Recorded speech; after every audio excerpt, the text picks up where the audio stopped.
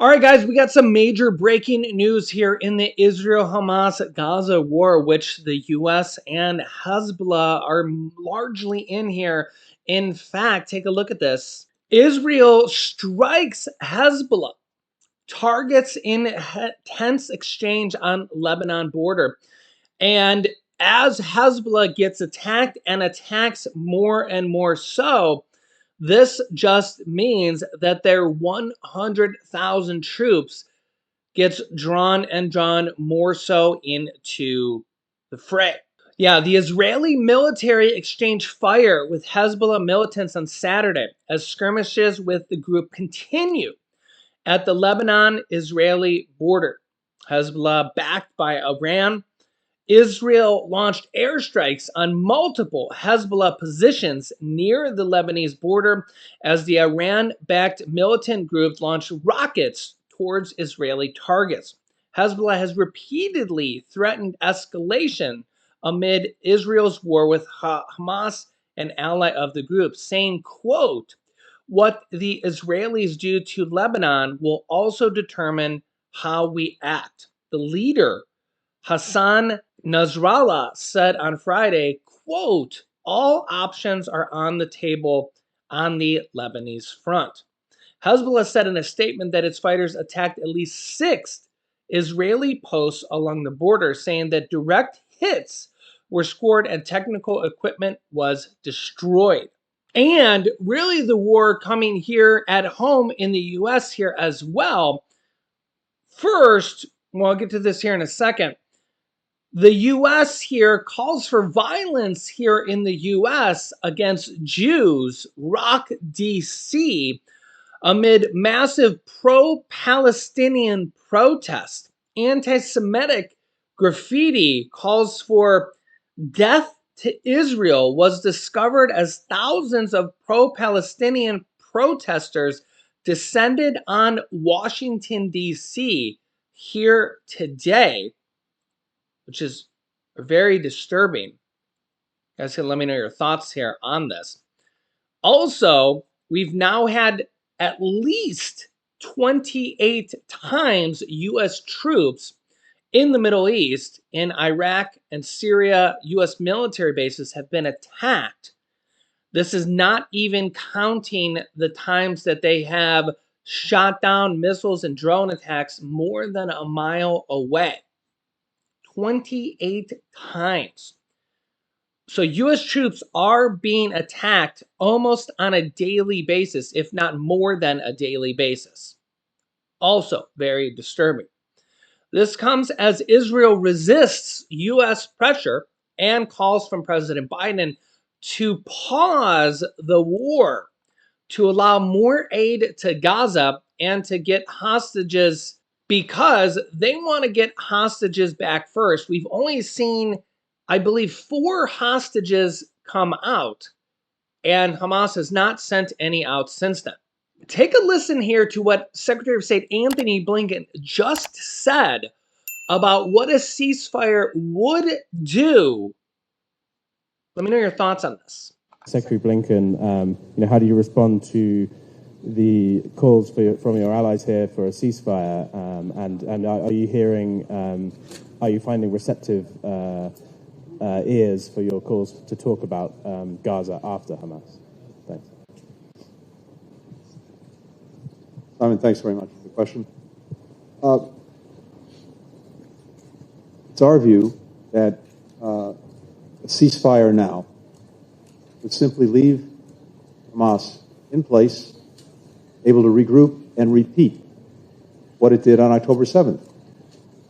And you don't have to take my word for it. Just a few days ago, a senior Hamas official said that it was their intent to do October 7th again and again and again. No nation, none of us, can accept that. No one would find that tolerable. And so it is important to reaffirm Israel's right to defend itself, indeed its obligation to do so, and to take necessary steps so that October 7th can never happen again.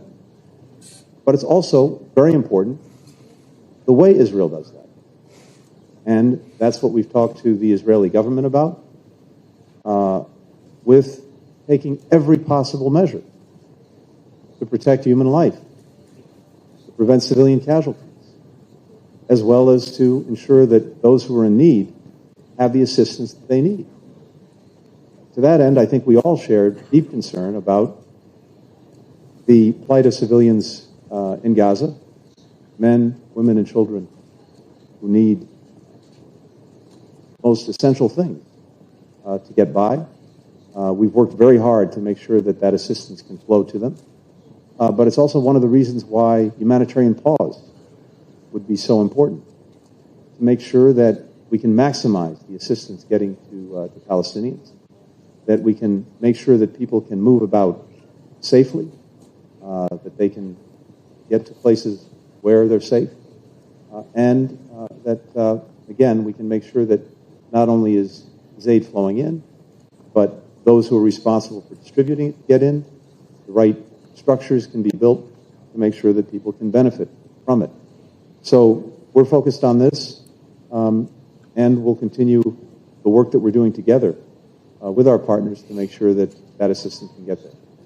That is really tough because Hamas has said that they are going to attack again and again and again. You can let me know your thoughts here in the comments. And now Hezbollah is also in this as well. GM is expected to invest $13 billion in U.S. facilities under the new UAW deal. United Auto Workers announced as part of its recent tentative agreement with the automakers, saying here the deals with all three companies are generally the same, although there are some differences. All give workers 25% general pay raises, with 11% upon ratification. With cost of living pay raises, the raises will exceed 30% by the time the contracts end on April 30th, 2028. It's like a 4-year and some month deal. Workers hired after 2009 without defined pensions will get 10% annual company contributions to their 401ks as well, and they get $5,000 ratification bonuses. Sounds pretty good to me. You guys can let me know your thoughts here in the comments. Also, clocks fall back an hour on Sunday overnight, so make sure to stay aware of that. It will be getting darker earlier, unfortunately. Congress has been trying to get rid of this and make it so it doesn't permanent. But unfortunately, they have not been able to do this just because they need the votes. Also, if you've noticed here, national gas prices have been falling here over the last month. Gas prices over the last month have been down significantly. Current national average gas prices are down to $3.42. A month ago, they were $3.78, which is pretty good. Diesel's only fallen a little bit. A month ago, they were $4.55. Now they're $4.41.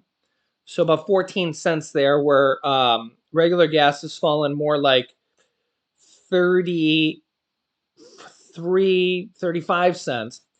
Oil has gone up here a little bit, up a few percent here. Saudi Arabia's oil production cuts have tipped its economy into reverse.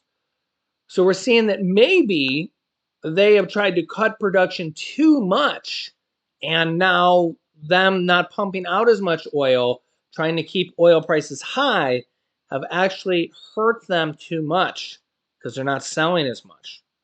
We will see. I will keep you up to date here on this and everything.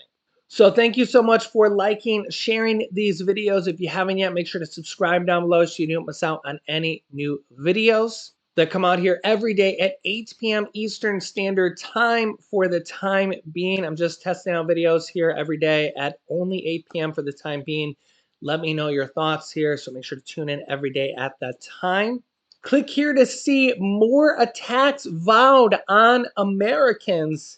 unfortunately, here in this video. Really good video there. If you haven't seen it yet, thanks for watching, guys, and I will see you in the next video.